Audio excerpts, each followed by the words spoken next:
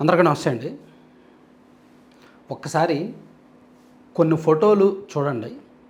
శ్రీశైలంలో భక్తులు, శివస్వాములు ఎదుర్కొన్న కష్టాలు ఒకసారి మీరు చూడండి.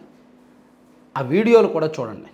భక్తుల ఆవేదన ఎలా ఉంది, స్వాముల మీద ఏ విధంగా లాఠీచార్జ్ జరిగింది, అక్కడ యంత్రాంగం ఏ విధంగా ఫెయిల్ అయింది అనేది అందరికీ తెలుసు.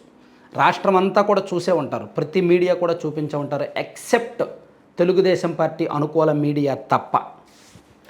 నేను ఇక్కడ వీడియో చేయడానికి రీజన్ ఏంటంటే, నేను నిన్నే చెప్పా, శ్రీశైలంలో పరిపాలనా యంత్రాంగం ఫెయిల్ అయింది. దానికి చాలా కారణాలు ఉన్నాయి. అక్కడ స్వాములు వెళ్ళే దారిని 8 రోజుల పాటు ఉంచాల్సింది 4 రోజులు మూసేసి 4 రోజులే అనుమతులు ఇవ్వడం, అండ్ స్వాములందరూ ఎక్కువ మంది ఒకేసారి చేరుకోవడం, వాళ్ళకి తగిన సమాచారం లేకపోవడం, పర్యవేక్షణ లేకపోవడం, ముందస్తు ప్రణాళిక లేకపోవడం, ఏర్పాట్లు లేకపోవడం. సో ఇదంతా కూడా అన్ని రకాలుగా కూడా లోకల్ సిస్టమ్ ఫెయిల్యూర్ అయింది, లోకల్ అడ్మినిస్ట్రేషన్ ఫెయిల్యూర్ అయింది, పొలిటికల్ అడ్మినిస్ట్రేషన్ అంటే పాలక మండలి ఫెయిల్ అయింది, అండ్ అఫీషియల్ అడ్మినిస్ట్రేషన్ అంటే అధికారులు, ఈవో అండ్ అధికారులు కూడా ఫెయిల్ అయ్యారు. వాటిని పర్యవేక్షించాల్సిన స్థానిక ప్రజాప్రతినిధులు కూడా ఫెయిల్ అయ్యారు. ఓవరాల్గా గవర్నమెంట్ ఫెయిల్యూర్ అని చెప్పుకోవచ్చు. ఇదంతా ఒక ఎత్తు అయితే, మెడలో శివమాల వేసుకున్న స్వాముల మీద లాఠీ జులిపించడం అనేది మాత్రం ఏమాత్రం అంగీకరించాల్సిన అంశం అయితే కాదు. మంచినీళ్ళు లేక, ఉండడానికి స్థలం లేక, క్యూ లైన్లో ఇబ్బంది పడి, ఊపిరాడక, అసలు గేట్లు బయటకు తన్నేసి, గేట్లు బయటకు వదిలేసి చాలా ఇబ్బందులు పడ్డారనమాట. కొన్ని గంటల పాటు నరక యాతన అనుభవించారు. పిల్ల పాపలతో వెళ్ళిన కుటుంబ సభ్యులు కావచ్చు, స్వాములు కావచ్చు, చాలా ఇబ్బంది పడ్డారు.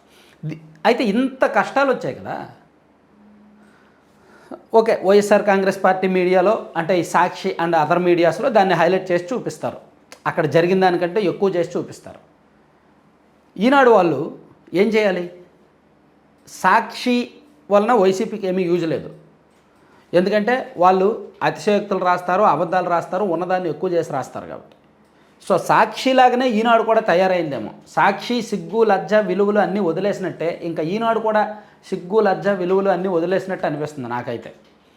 ఎందుకంటే శివరాత్రి సందర్భంలో శ్రీశైలం అనేది అత్యంత ప్రముఖ దేవస్థానం, వేలాది మంది భక్తులు వెళ్తారు. అక్కడ ఏం జరిగినా సరే రాష్ట్ర వ్యాప్తంగా ప్రజలకు తెలియాల్సిన అంశం.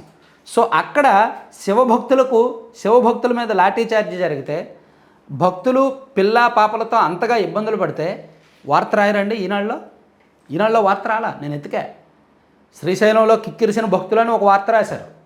ఆ తర్వాత ఘనంగా ఊరేగింపు జరిగిందని మరో వార్త రాశారు.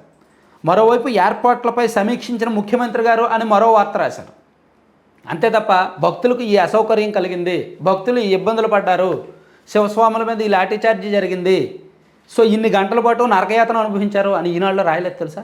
అంటే రాస్తే ఎక్కడ జనం ప్రభుత్వాన్ని తిట్టుకుంటారో, ఎక్కడ టీడీపీకో కూటమి ప్రభుత్వానికో మైనస్ జరిగిపోద్దో, ఎక్కడ వీళ్ళ పాఠకులు టీడీపీ వాళ్ళు ఏమైనా నొచ్చుకుంటారేమో అనేటట్టు ఉంది. నిజంగా రామోజీరావు గారు ఉంటే ఇటువంటి వార్తలు, ఇటువంటి ప్రజెంటేషన్స్ చూసి ఆయన క్షోభించేవాళ్ళు, బాధపడేవాళ్ళు. నాకు అదే అనిపిస్తుంది ఒక్కోసారి. ఎందుకంటే నేను ఈనాడులో చదువుకుని వచ్చినవాడిని, ఈనాడులో పనిచేసి వచ్చినవాడిని. మరీ ఇంత పచ్చిగా భజన ఎప్పుడూ చేయలేదు ఈనాడు. మరీ ఇంత గుడ్డిగా ఎప్పుడూ ఏకపక్షంగా వార్తలు రాయలేదు. కష్టం ఉంటే కష్టాన్ని ప్రజెంట్ చేసేవాళ్ళు, దానికి సొల్యూషన్ చెప్పేవాళ్ళు, అవసరమైతే వాళ్ళ వివరణ తీసుకునేవాళ్ళు. కానీ ఇప్పుడు అక్కడ భక్తులు ఎదుర్కొన్న కష్టాన్ని కూడా రాయకుండా, ఆ సమస్యను కూడా హైలైట్ చేయకుండా కప్పిపుచ్చుతున్నారు.